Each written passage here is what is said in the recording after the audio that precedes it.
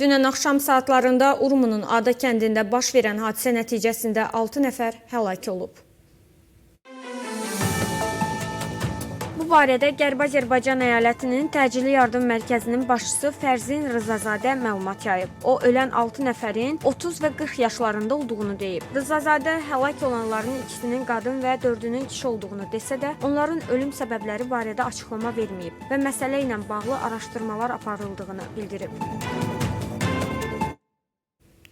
İranın ali rəhbərinin nümayəndəsi tərəfindən idarə olunan Kayhan qəzeti xəbərdarlıq edib ki, Amerika ilə aparılan nüvə danışıqları İranın raket imkanları və regional təsirləri ilə bağlı daha böyük güzəştlərə gətirib çıxara bilər. Nəşrin iddiasına görə Amerika nüvə danışıqlarını İranın digər təsir imkanlarına müdaxilə etmək üçün fürsət kimi görür. Məruzədə bildirilir ki, İran danışıqlarda öz raket və PUA sənayesinin inkişafında güzəştlərə getsə və bölgədəki müttəfiqlərini tərk etsə, onda qarşı tərəfin İrana hücum etməmək üçün heç bir səbəbi qalmayacaq. Mühafizəkar qanaddan olan qəzetin məruzəsində nüvə müzakirələrində səthi irəliləyişlərə aldanmamaq barədə xəbərdarlıq edilib və bunun İranı sonsuz danışıqlara cəlb etmək üçün tələ ola biləcəyini bildirib.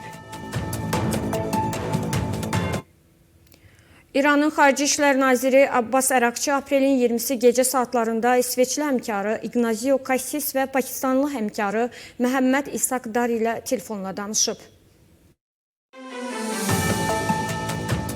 Nazirlər telefon danışığında iki tərəfli və regional məsələləri müzakirə ediblər. İsveçrə Xarici İşlər Naziri Ignazio Kassis İran ilə Amerika arasında keçirilən dolayı danışıqlar prosesindən ölkənin məmnunluğunu bildirib. Lazımi dəstək verməyə hazır olduğunu bəyan edib. İran və Amerika arasında danışıqların növbəti 2 raundu gələn həftə Cenevrədə, bir həftə sonra isə Omanda keçiriləcək. Bu barədə Britaniyanın The Guardian qəzeti Amerika rəsmilərinə istinadən məlumat yayıb. Nəşr bildirib ki, növbəti rəsmi danışıqlar Cenevrədə baş tutacaq. Ardınca gələn həftə sonu Omanda yüksək səviyyəli daha bir diplomatik görüş keçiriləcək. Qeyd edək ki, aprelin 12-sində Omanda Amerika prezidentinin yaxın şərq üzrə xüsusi nümayəndəsi Steve Witkoffla İranın Xarici İşlər Naziri Abbas Əraqçı arasında dolayı danışıqların birinci raundu keçirilib.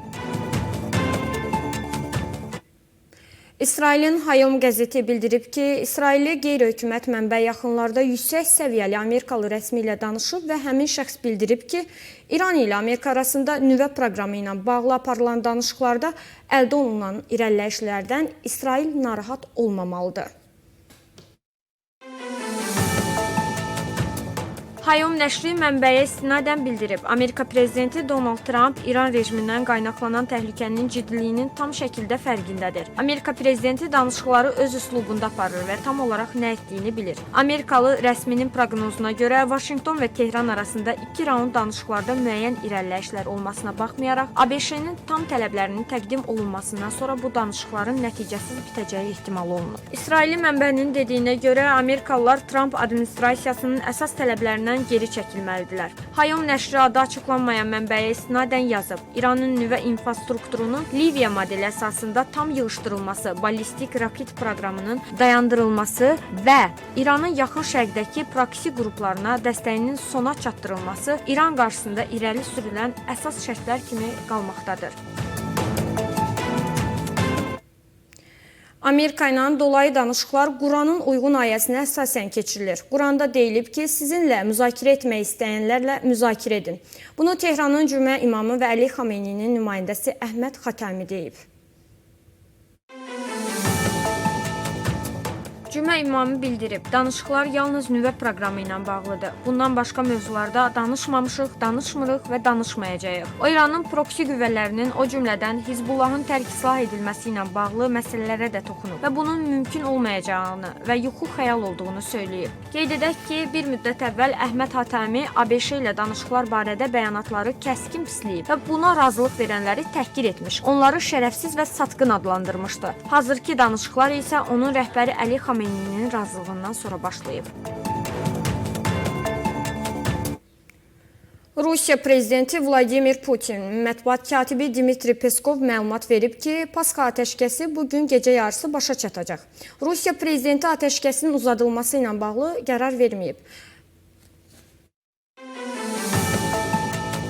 Dmitri Peskov bildirib ki, Rusiya prezidenti Vladimir Putin Pasxa ateşkəsinin uzadılması ilə bağlı heç bir göstəriş verməyib. Ukrayna Müdafiə Nazirliyi bildirib ki, Pasxa ateşkəsinin bitməsindən sonra gecə saatlarında Rusiya hərbi hava qüvvələri Ukrayna ərazisinə 3 raket və 96 PUA ilə hücum edib. Rusiya Krımdan Onyx gəmi əleyhinə qanadlı raketlə Xersona, Qara dəniz üzərindən isə Nikolayev vilayətinə 2 ədəd antiradar raketlə, həmçinin 96 hücum PUA-sı ilə zərbələr endirib. Rusiyanın hava hücumu Ukrayna hərbi aviasiyasının qüvvə və vasitələri tərəfindən dəf edilib. Həmçinin Ukraynanın Xarkov, Dnipropetrovsk və Çerkasy vilayətləri hücuma məruz qalıb.